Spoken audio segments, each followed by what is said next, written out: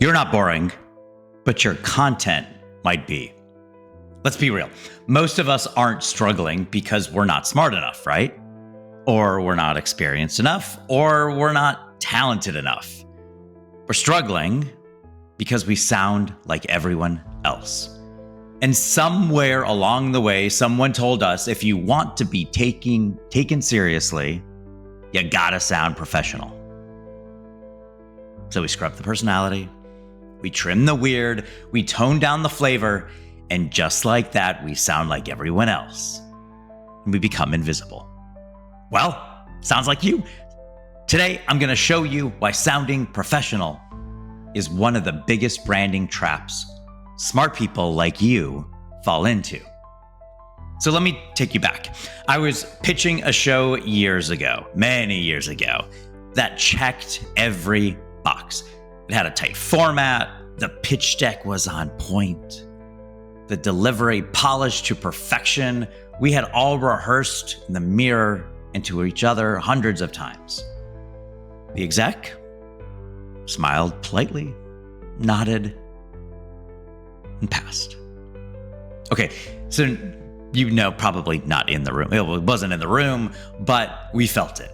We felt that pass. Well, I was crushed. I loved this project. But later I found out why after talking to the exec. The exec said it felt a little too packaged, like I couldn't feel it. I had worked so hard for it to be perfect, but perfect did not sell the show. Emotion did. Connection did. A real raw moment would have landed better than 50 of the most amazing flawless slides. And the worst part, I had that moment. A crazy true story that inspired the whole format. That's where it started, but I didn't lead with it. I buried it because, well, I thought it was too messy, but that was the hook. And I lost the hook to polish. Let me introduce you to someone named Samantha. Not my wife, another Samantha. 2 Ivy League degrees, 20 years in consulting, unbelievably gorgeous website, killer resume. And yet she told me, I've done everything right. I sound professional, but no one's reaching out. No one's engaging. I feel invisible. Her content? It was articulate, but it read like a brochure. It was slick, it was safe, it was sanitized. So in the $2 bill brand audit that we had, I asked, tell me a story you've never put online. She hesitated. And then she said, my first client wasn't a big firm. It was a single mom running a bakery out of her garage. And you know how she paid me? She paid me in a pie. A pie. Yes, that's the story. And she left, but that's not professional. And I said, exactly. So we rewrote her bio to start with the pie. Her headline became her voice, not her title. We swapped jargon like strategic optimization for I help burnt out founders feel like their business is theirs again. Well, she got 2 posts in a month that brought her clientele. A dream client DM'd her because they saw themselves in her story. And she said this, I didn't need a new brand. I needed permission.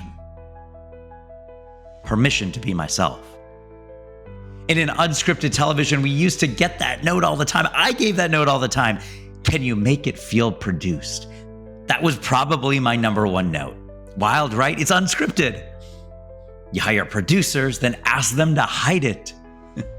We had an episode once. It was clean, it was tight, it was perfect. Well, it didn't land. Why? Feels like a show.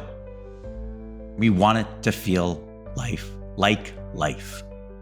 So I had the producers go back.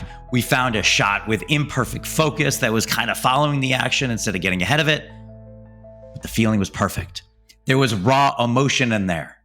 The subject broke down. even asked us to stop filming. Well, we left that in. And that one moment, it made the show. It's what people still talk about. The same thing is with your brand. No one says that pitch deck changed my life. No one. They remember the story that cracked open their chests. They remember how you made them feel. So I had a friend look at an old website and say, hey, this doesn't sound like you. If I didn't know you, I'd think you were kind of boring. Well, that's fair, right? It's a fair. Well, that was mine. It was me. I had tried to sound too legit, lead with my headlines, and I scrubbed the weird. I softened the funny, and I left out my $2 bill story. But here's the truth.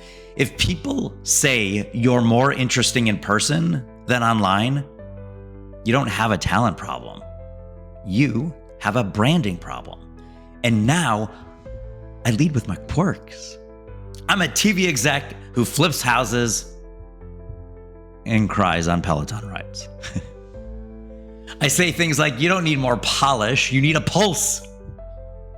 And people started saying, I feel like I already know you. I wasn't sure what you did, but I wanted to find out. That's all you can ask for. So what's the takeaway with all of this? Professional isn't a personality. And if you're trading clarity for credibility, you're going to lose both. Your real brand isn't what you say on your resume. It's the feeling people get when they experience you. Do you want help? You want help unlocking all of that? Well, head to VIBEFinder GPT. There's a link below. The GPT will name your voice, your identity, your beliefs, and your edge so you can stop sounding robotic and start sounding real. And if you're ready to go deeper, book a $2 bill brand audit. 45 minutes, big shift. Tomorrow, I will show you how one client went from a generic consultant to owning an entire category because of one line that we discovered together. Not going to want to miss it. So be unforgettable. Be the $2 bill.